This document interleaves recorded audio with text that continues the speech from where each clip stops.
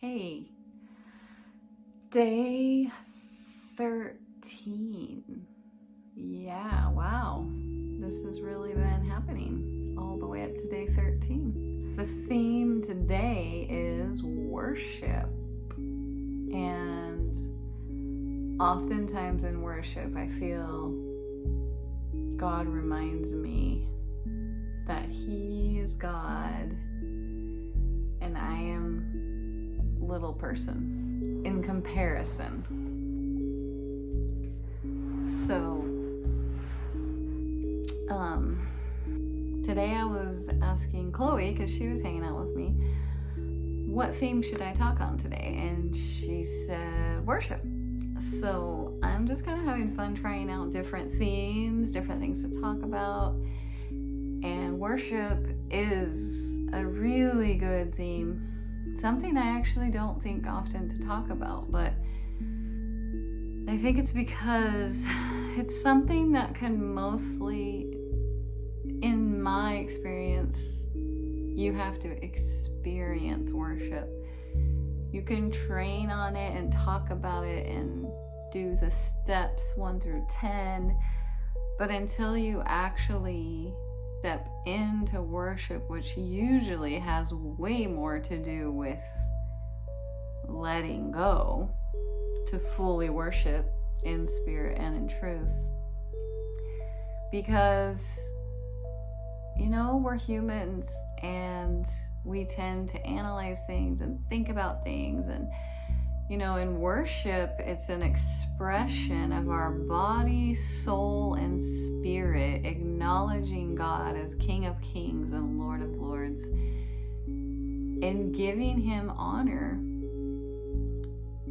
through music and words, adoration. It's like every part of your being is coming into the reality and the connection that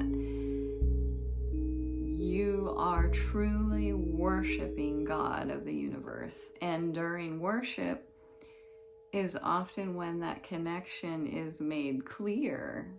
So our minds can try to understand worship, and we can have the definition of worship, and we can watch other people worship. But you have to practice worship with the Lord. And I remember hearing from someone saying that if you want to worship more freely in public, then practice at home. Like if your public worship expresses sometimes how often you've been worshiping in private.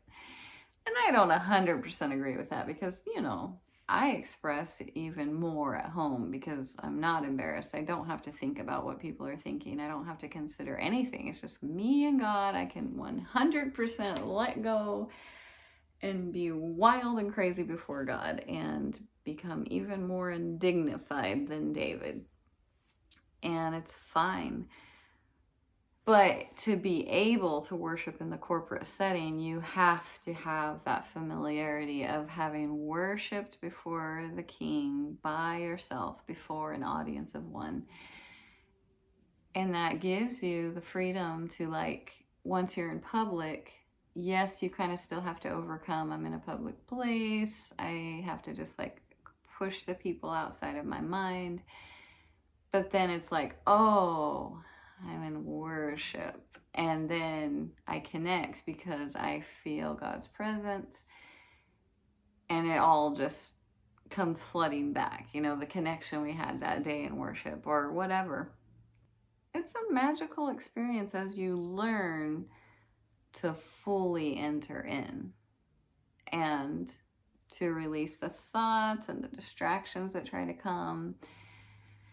And I am so grateful for anointed worship leaders because that is another key. You can worship to any song. It does have to do with your heart, being able to just connect to God no matter what, how good the music is or whatever. But man, there's a difference when there is an anointed worship leader. They are anointed to lead you in to worship. And that is what they do. And it really takes someone who has been in the presence of the Lord and who understands what it takes to enter into his presence. And then they can usher you in. And those that are used to that and understand how to enter into worship easily go right in with them. But then also the cool thing is those that are anointed worship leaders help train those that don't so easily enter in. And it's just a really neat dynamic because God knew we need each other.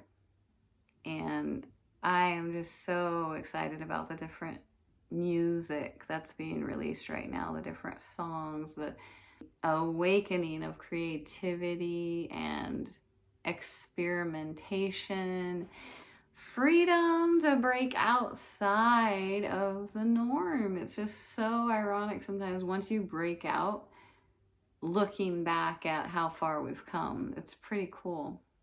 Worship is one of my favorite things, and it's how I really connect to God and feel his heart, hear his heartbeat, and